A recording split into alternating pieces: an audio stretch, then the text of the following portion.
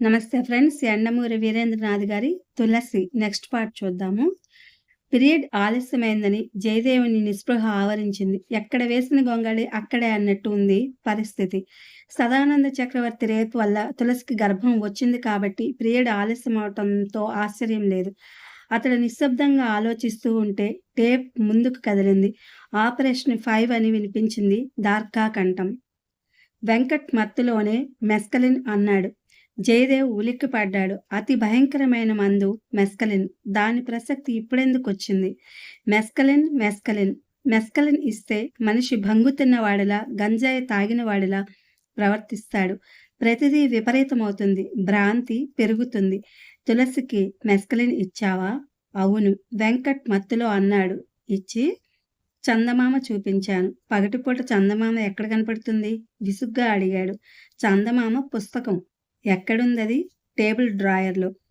Jayadev table drawer తెరచి పాత చందమామ పుస్తకం తీశాడు. డ్రాయర్ తలుపు తెరిచిన చప్పుడులో బయట కారు ఆగిన శబ్దం వినబడలేదు. కారులోంచి ఒక వ్యక్తి నిశ్శబ్దంగా దిగాడు.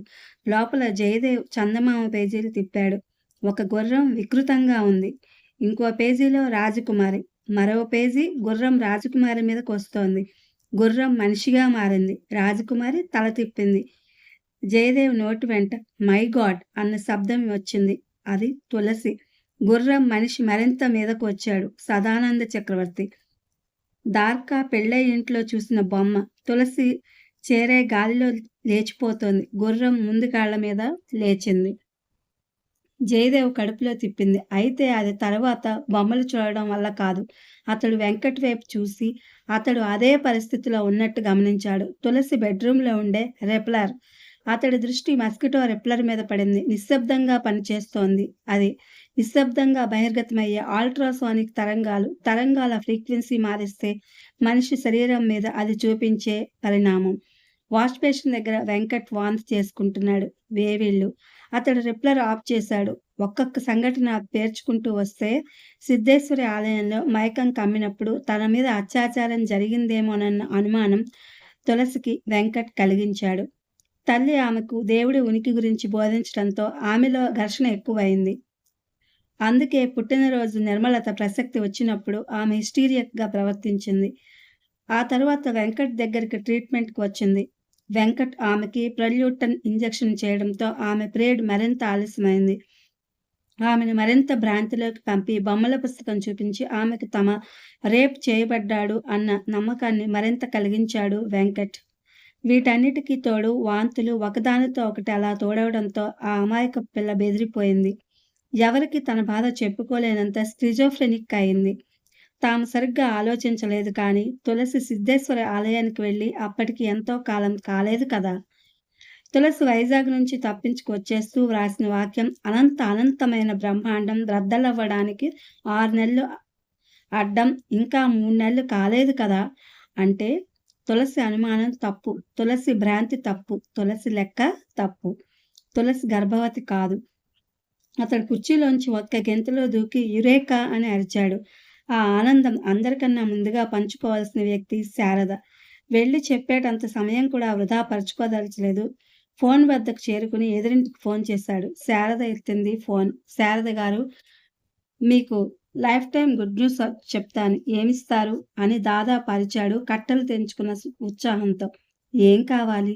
మగ గొంతు గుమ్మం దగ్గర నుంచి వినపడటంతో ఉలిక్కిపడి ఫోన్ వదిలేశాడు. గుమ్మానికి తాపీగా ఆనుకుని నిలబడి ఉన్నాడు శ్రీనివాస్ పిళ్ళై. ఏమైంది? అడిగాడు శ్రీధర్ శారదని. శారద ఫోన్ పెట్టేస్తూ జయదేవ్ ఫోన్ మధ్యలో కట్ అయింది. ఏదో గుడ్ న్యూస్ అంటుండగా శ్రీధర్ దానికంత ప్రాముఖ్యత ఇవ్వలేదు. ఇక 2 గంటలే టైం ఉంది 12 అవడానికి. మళ్ళీ చేస్తాడులే అని ఊరుకున్నాడు. శారద కూడా అలాగే అనుకుంది. తమ ఎదురింటి నుంచే జయదేవ్ ఫోన్ చేశాడని, అతడు ప్రస్తుతం చాలా నిస్సహాయ స్థితిలో ఉన్నాడని ఆమెకు కొద్దిగా కూడా అనుమానం రాలేదు. కంగ్రాచులేషన్స్ జయదేవ్, నా ప్లాన్ చాలా తెలివిగా కనుక్కున్నావు. చరిత్రలో ఎవ్వరూ ఎక్కడా ఊహించినటువంటి ప్లాన్ చేశావు. నీకు నా అభినందనలు జయదేవ్ అన్నాడు. గుడ్. చనిపోయే ముందు ఆ మాత్రం ఆత్మీయతాభావంతో చనిపోవడం మంచిది నవ్వాడు. ఇంకా 2 గంటల్లో నువ్వు, దార్కా, తులసి ముగ్గురూ మరణించబోతున్నారు. తులసి మరణించదు పళ్ళ బిగువున అన్నాడు జయదేవ్. పిళ్ళై మళ్ళీ నవ్వాడు. ఆపరేషన్ 6 సంగతి మర్చిపోయావు జయదేవ్. అది ఇంకా ఉంది కదా! నా ఇంట్లో ఏమిటిదంతా? పోలీసుల్ని పిలుస్తాను. వెంకట్ పిళ్ళైని చూస్తూ అన్నాడు. పిళ్ళై అదే నవ్వుతో వెంకట్ వైపు తిరిగి అతడిని కంట్రోల్ చేసే వాక్యాలు అన్నాడు. వెంకట్ తిరిగి ట్రాన్స్‌లోకి వెళ్ళిపోయాడు. పూర్వకాలం బందీ అయిన అమెరికన్ సైనికుల్ని జర్మన్ అధికారులు ఈ విధంగానే కోడ్ వర్డ్‌కి ట్యూన్ చేసి అరాచకాలు సృష్టించేవారట. ఇప్పుడిది ప్రత్యక్షంగా చూస్తున్నాడు జయదేవ్. అతడిని బంధించు అన్నాడు పెళ్ళై. వెంకట్ జయదేవ్ చేతులు వెనక్కి కట్టాడు. ఎదురు తిరగడం అవివేకం అని తెలుసు. హిప్నటిక్ ట్రాన్స్‌లో మనిషికి దాదాపు 6 రెట్లు ఎక్కువ బలం ఉంటుంది. పెళ్ళై వెంకట్‌తో ఆపరేషన్ 6 నువ్వు నిద్రలోంచి బయటకొచ్చి మామూలుగా అయిపోయాక గడియారం 11 గంటలు కొట్టగానే ఆపరేషన్ 6 అమలు చేస్తావు.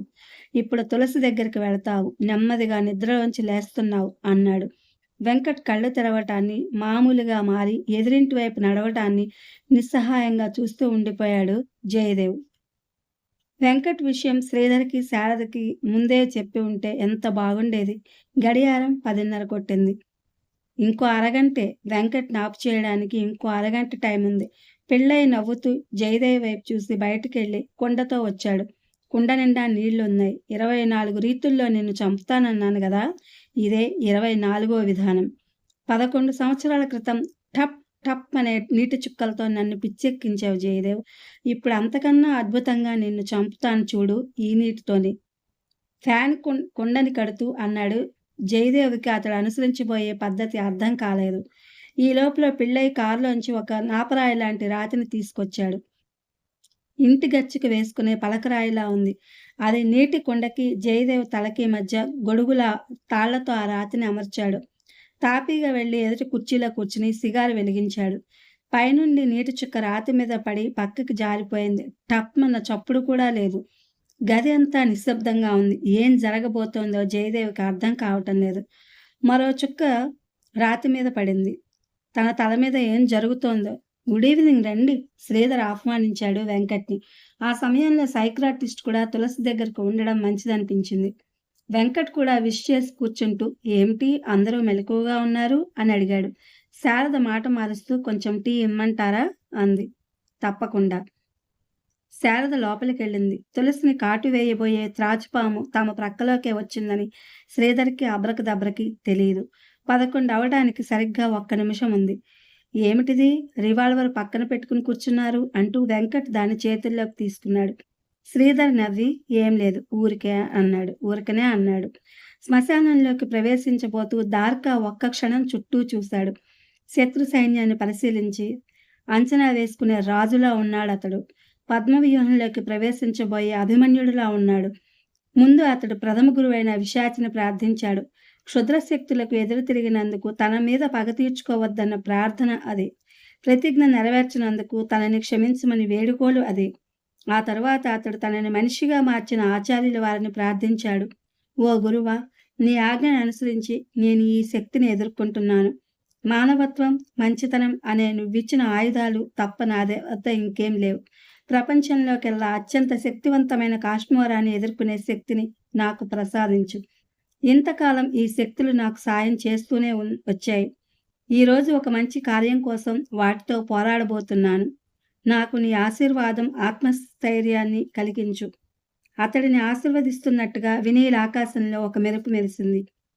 ఆ మహత్కార్యానికి ఆహ్వానిస్తున్నట్టు చెట్లు చేతులు సాచాయి.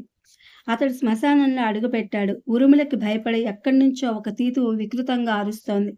ఇలా ఎంతసేపు కూర్చోవాలి? జయదేవ్ అసహనంగా అడిగాడు. అతడి చేతులు వెనక్కి కట్టబడి ఉండటం వల్ల తిమ్మిర్లెక్కినాయి. 12 వరకు నవ్వాడు పిళ్ళై. ఇంకో రకంగా చెప్పాలంటే నీ మరణం వరకు. జయదేవికి అర్థం కాలేదు. ఇంకో అరగంటలో తన మరణం ఈ నీటి చుక్కలతో ఎలా సంభవిస్తుంది? అసలు పైన అన్ని పడుతున్నాయో లేదో కూడా తెలియటం లేదు. అతడు తల పైకెత్తి చూడలేదు. చూసి ఉంటే రాతి మీద పడిన నీటి చుక్కలు క్రిందకి జారడం లేదని, ఆ రాయి మీదే అదృశ్యమవుతున్నాయని తెలిసి ఉండేది. అంతేకాదు, ఆ రాయి నెమ్మదిగా వంగటం కూడా గమనించి ఉండేవాడు. పెళ్ళై ఆరిపోయిన సిగారు వెలిగించుకుంటూ ఉండగా బయట గేటు తీస్తున్న చప్పుడు అయింది. పెళ్ళై ఉలిక్కి పడుతూ కిటికీలోంచి చూశాడు. పండిత్ లోపలికొస్తున్నాడు. జయదేవ్ నుంచి ఏ కబురు రాకపోవడం చూసి అతడే బయలుదేరాడు. పిళ్ళై చివుక్కున లేచి గుమ్మం పక్కన నిలబడ్డాడు. జయదేవ్ మనసులోనే అనుకుంటున్నాడు. రాకు పండిత్, రాకు. అలాగే వెళ్ళిపో. లోపలికి రాకు. గట్టిగా అరుద్దామంటే పిళ్ళై చేతిలో ఆయుధం ఉంది. వస్తున్న పండిత్‌కి లోపల సంగతులేమీ తెలియవు. ఏదో ఆలోచిస్తూ లోపలికి వస్తున్నాడు. ఎంతయింది టైము? వెంకట్ అడిగాడు. 11:05 అన్నాడు శ్రీధర్ రిస్ట్ వాచ్ చూస్తూ. గోడ గడియారం మాత్రం 11కి ఒక్క నిమిషం ఉన్నట్టు చూపిస్తోంది. అంతా నిశ్శబ్దంగా ఉంది. మెరుపు మెరిసినప్పుడల్లా బయట వరండా అంతా వెలుగుతో నిండిపోతోంది. దూరంగా ఉరిమిన శబ్దం ఆ రాత్రి కాళరాత్రిగా మారబోతున్నట్టుంది. ఇది ఫ్రెండ్స్ 'యండమూరి వీరేంద్రనాథ్' గారి 'Tulasi'. Thank you for watching.